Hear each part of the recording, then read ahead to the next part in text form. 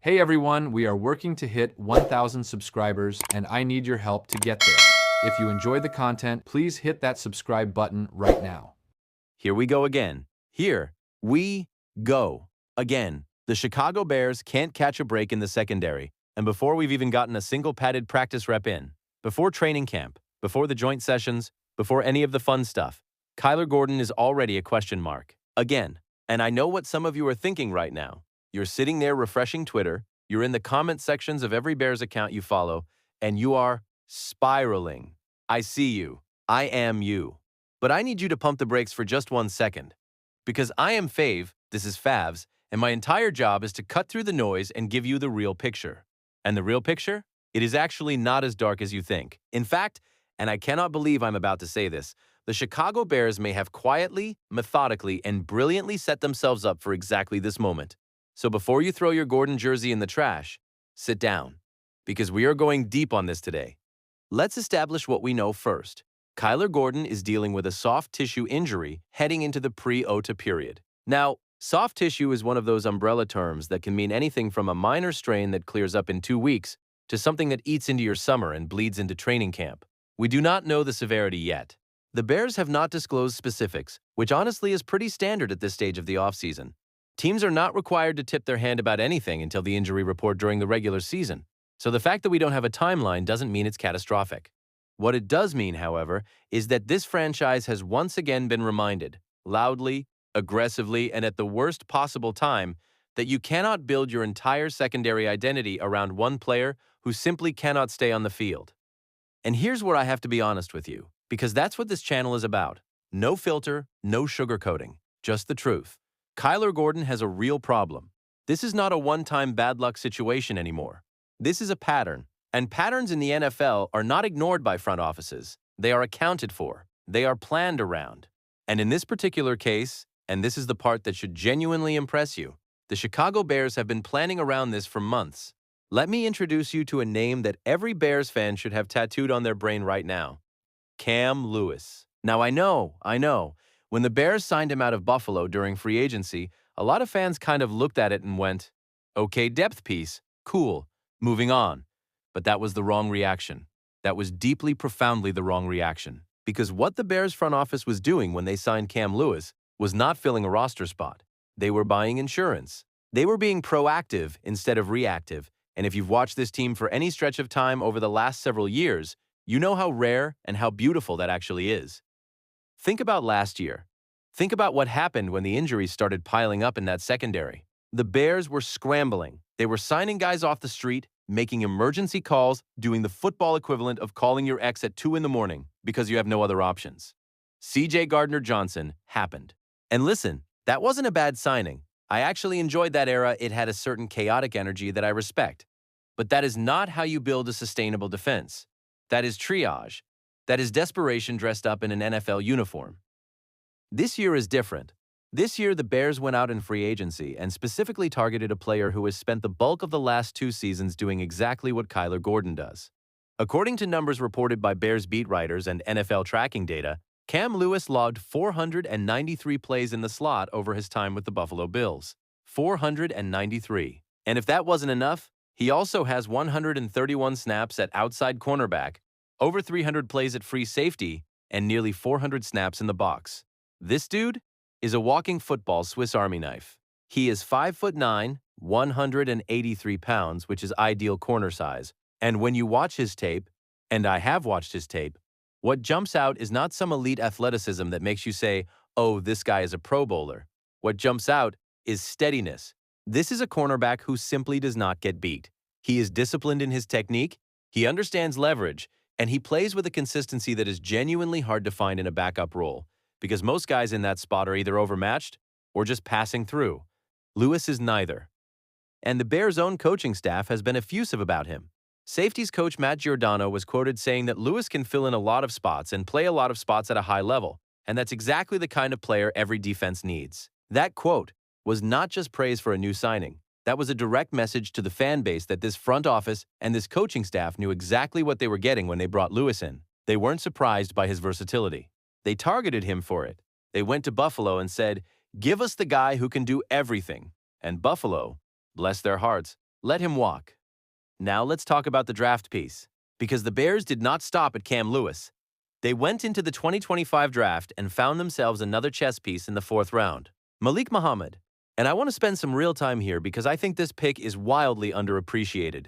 And given what's happening with Gordon right now, it is about to become one of the most talked about selections from this entire draft class. Before the season even kicks off, Muhammad is already drawing attention from the coaching staff for reasons that go beyond physical talent. Yes, he has the athleticism. Yes, he has the closing speed and the change of direction burst that you need to survive in the NFL secondary. But the thing that has the coaches genuinely excited, and this comes directly from defensive assistant and Nichols coach Cannon Matthews, is his football IQ.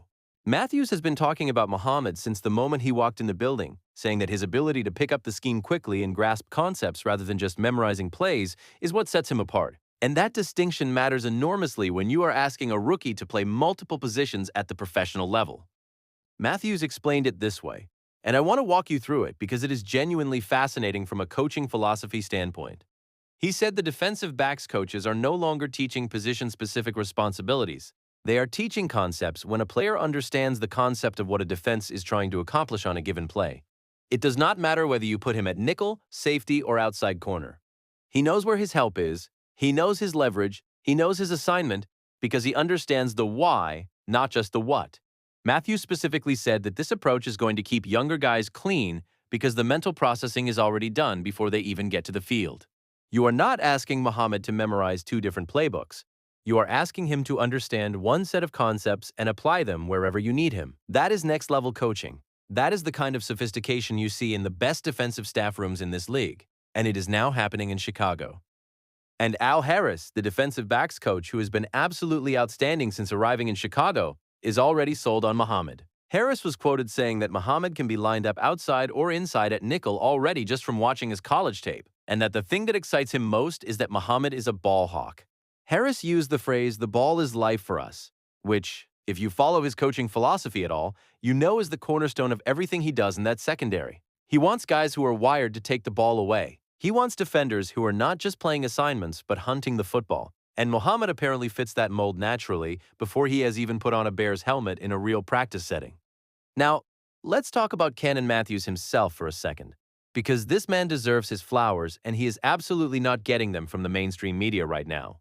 Matthews is the defensive assistant and Nichols coach that Ben Johnson brought in this offseason, and he comes from the Dallas Cowboys organization where he spent time as the safeties coach in 2024, assistant defensive backs coach in 2023, and was embedded in that Cowboys staff going all the way back to 2020. 5 years with one of the most analytically aggressive defensive back rooms in the NFC. He now brings all of that knowledge, all of that experience, all of those relationships and concepts directly to Chicago, where he is working alongside Al Harris in what is shaping up to be one of the most innovative defensive back coaching tandems in the entire NFL. The concept of erasing positional labels in the secondary is not entirely new. You see traces of it in certain college programs. You see shades of it in some of the more creative NFL defenses. But to have a coaching staff that is explicitly, publicly, and enthusiastically committing to this approach at the pro level, with rookies, in the first full offseason, under a brand new head coach, that takes confidence. That takes a staff that is completely aligned, that trusts each other, and that trusts their players to handle the cognitive load. And what it signals to me is that Ben Johnson did not come to Chicago to run a conventional operation. He came here to build something different. Something that can absorb a Kyler Gordon absence without the whole thing falling apart. And speaking of absorbing losses, let's not forget about Terrell Smith, because in the chaos of the Gordon injury news, Terrell Smith's return to the roster has been somewhat buried, and it should not be. Smith was pushing for a starting job, genuinely competing for it, before his own injury derailed his momentum last season. He is back now. He is healthy, and he adds yet another layer of positional flexibility to a secondary that is starting to look less like a collection of labeled positions and more like a collection of football players who can do whatever the defense needs them to do on any given Sunday. Now, I promised you I was going to be honest, and that means we have to have the uncomfortable conversation too, because as excited as I am about all of these pieces, as impressed as I am with the organizational planning that has gone into building this secondary depth, we cannot just ignore the elephant in the room. Kyler Gordon's injury history has reached a point where it is a legitimate front office problem, and there are real questions that need to be asked about what comes next for him, beyond just this particular soft tissue issue. Let me be clear about something first. Cutting Kyler Gordon right now is absolutely 100% off the table. That is not even a discussion worth having. Gordon is carrying approximately $12.9 million against the cap this year, and cutting him outright would generate dead money that solves absolutely nothing for this franchise. The Bears are not in the business of taking on dead cap for the sake of making a dramatic statement. That is not how Ryan Poles operates, and it is not how this front office functions. So let's take that option, crumple it up, and throw it in the garbage right now. But trading him, that is a different conversation. And I want to be careful here because I am not sitting here telling you Gordon is definitely getting traded or that the Bears are actively shopping him. What I am telling you is that it is a conversation that has to be sitting somewhere in the back of the front office's mind, because that is their job. A trade could net this team somewhere in the range of $10 million in cap savings depending on the structure. And if another team is willing to give you a mid-round pick for a talented corner who just needs a fresh start and a healthy run of games, that is not a crazy conversation to have. It is not the Bears' preferred outcome. But responsible front office management means you at least run the numbers. What I think is actually more likely, and this is pure fave opinion right here, you can agree or disagree in the comments, is that the Bears put Gordon's starting job up for open competition in training camp. Straight up.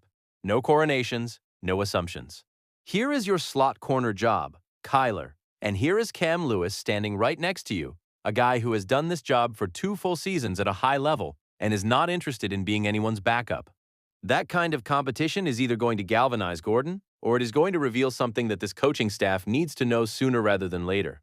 And I think a staff as sharp as Ben Johnson's will be watching that battle with absolutely open eyes and absolutely no sentimentality.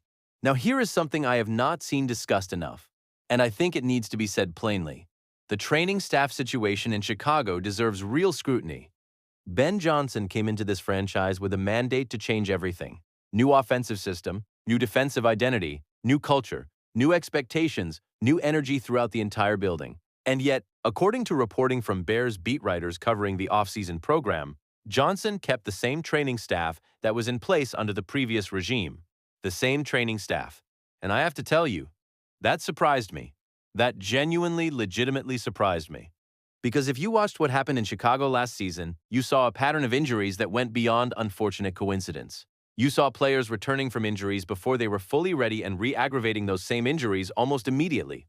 The situation with Rome Odunze coming back ahead of schedule before the Cleveland Browns game, only to get hurt again, was just the most visible example of something that felt systemic. And when you see that same pattern play out across multiple players at multiple positions over the course of a full season, at some point the honest question becomes, is this individual player bad luck, or is this an organizational process problem? Because if your return-to-play protocols, your recovery timelines, and your training decisions are consistently producing the same outcomes, the variable that keeps showing up is not the players. It is the system. I am not here to make accusations I cannot fully back up, and I am not trying to end anyone's career with this take. What I am saying is that if you are Ben Johnson and you have committed to changing everything about how this organization operates, the training staff is a conversation that probably needs to happen sooner rather than later, because Kyler Gordon's body failing him in the offseason for what feels like the 3rd or 4th time is not just a Kyler Gordon story. It might be a Chicago Bears story. But let me come back to something hopeful, because I refuse to leave you in the darkness when the evidence for optimism is genuinely right there in front of us.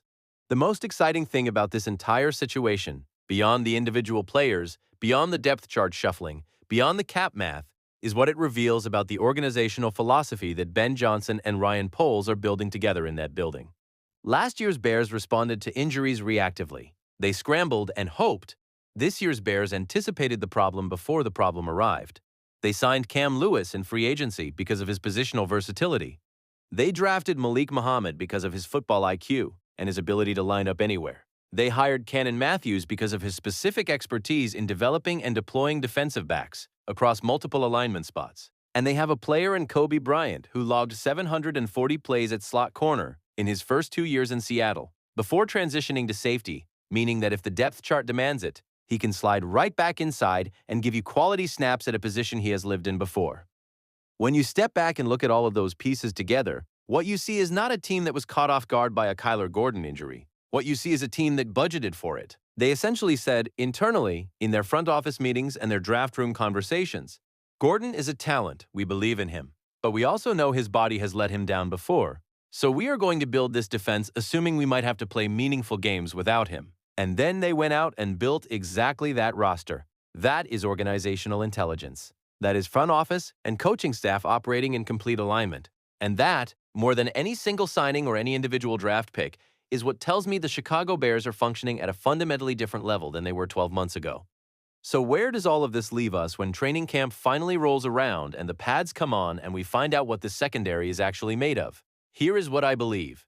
Kyler Gordon is going to return from this soft tissue issue, and he is going to show up to Hallis Hall motivated in a way that he has not been in a while. Because for the first time in his Chicago Bears career, his starting job is genuinely not safe.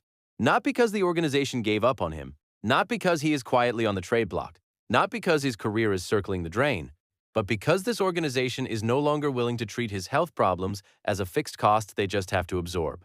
They have built around it. They have drafted around it. They have hired around it. And now Gordon is going to have to prove that he is worth the investment not just when the lights are on and the pads are popping, but on the practice field every single week of the summer. Cam Lewis is going to come in and compete like his career depends on it, because in a very real sense, it does. Malik Muhammad is going to show up as a wide-eyed rookie with nothing to lose and everything to prove, learning every position on the field because his coaches are asking him to, and because he is smart enough to recognize that the opportunity in front of him is rare. Terrell Smith is going to arrive hungry and fueled by the frustration of watching other guys take his reps while he rehabbed. And Kobe Bryant is going to be exactly what he has always been, a chess piece that Ben Johnson and Al Harris can slide wherever they need him on any given week. This secondary, which 3 weeks ago looked like it might be the soft underbelly of an otherwise promising Bears roster, might actually be one of the most fascinating position groups to watch across the entire NFC North this season. Not because of one superstar at the nickel position, but because of depth, because of versatility, because of a coaching staff that is teaching concepts instead of positions, because of a front office that finally got ahead of the problem instead of chasing it down the field while it scored on them. Do not panic. Your Chicago Bears are not scrambling. They saw this coming, they planned for it, and they built something that can withstand it.